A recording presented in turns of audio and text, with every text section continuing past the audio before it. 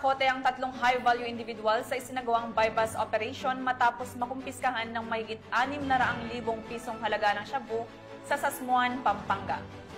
Ang matagumpay na operasyon ay bahagi ng pinaigting na kampanya ng PNP kontra ilegal na droga alinsunod sa direktiba ni Chief PNP Police General Nicolas Torre III. Ang report mula kay Patrolwoman Jelly Peña.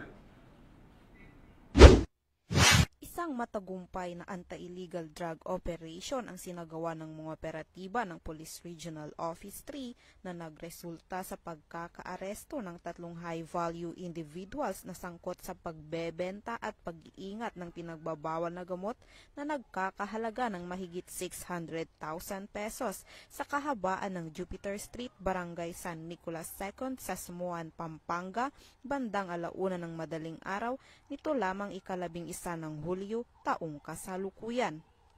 Ang operasyon ay pinangunahan ng Regional Police Drug Enforcement Unit 3 sa pangunguna ni Police Major Arvin E. Hosmilio, hepe ng naturang unit.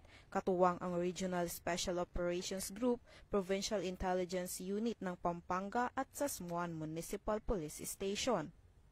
Kinilala ang mga naarestong suspect na sina alias Ed, 43 anyos, construction worker at kanyang live-in partner na si alias Roma, 30 anyos, walang trabaho, at alias Aaron, 34 anyos, isang seaman, kapwa mga residente ng nasabing lugar.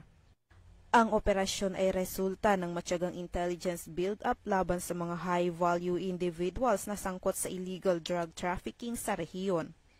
Sa isinagawang bypass operation, nasamsam mula sa mga suspect ang mga sumusunod na ebidensya, 10 heat sealed sachet at isang malaking sachet ng hinihinalang shabu, 3 1,000 peso bill na ginamit bilang mark money, mga pera sa iba't ibang denominasyon, isang cellphone at iba pang drug paraphernalia. Ang kabuuang tinatayang dami ng nakumpiskang hinihinalang shabu ay umabot sa 95.5 grams na may katumbas na standard drug price na 649,400 pesos.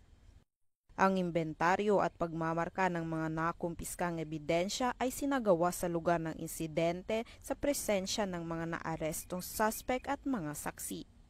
Ipinaalam sa mga suspect ang kanilang karapatan alinsunod sa Miranda Doctrine at agad na dinala sa tanggapan ng RPDEU para sa kaukulang dokumentasyon at disposisyon.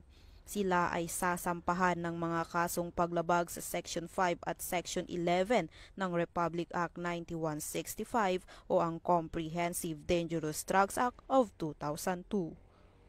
Ang matagumpay na operasyon na ito ay patunay ng mas pinaigting na kampanya laban sa ilegal na droga ng mga kapulisan ng Police Regional Office 3 sa ilalim ng pamumuno ni Police Brigadier General Ponce Rogelio I. Peñones Jr., Regional Director, alinsunod sa direktiba ng pamunuan ng PNP na supilin ang paglaganap ng ilegal na droga sa mga komunidad. Mula dito sa Police Regional Office 3, ako ang inyong PNN Correspondent, Patrolwoman Jilly Advincula Peña, alagad ng batas, tagataguyod ng Balitang Pulis.